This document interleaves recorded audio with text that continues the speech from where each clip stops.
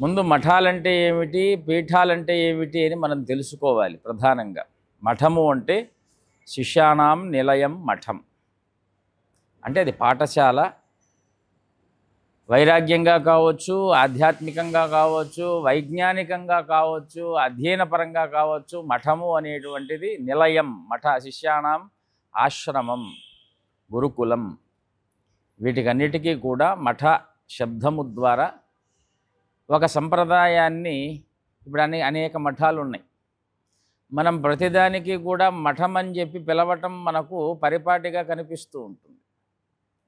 ఇప్పుడు భారతదేశంలోనే తీసుకుంటే జ్యోతిర్మఠం, పూరీ మఠం, పుష్పగిరి మఠం, శృంగేరి మఠం, కంచి మఠం, పెజావర్ స్వామి మఠం, రాఘవేంద్ర స్వామి వారి మఠం, ఇవన్నీ కూడాను వాళ్ళ సంప్రదాయాలని లోకంలో వారి శిష్యులైనటువంటి వారికి, వారి శిష్యులు అంటే వారిని అనుసరించేటువంటి శిష్యులు, మళ్ళీ ఇందులో భేదం లేదు.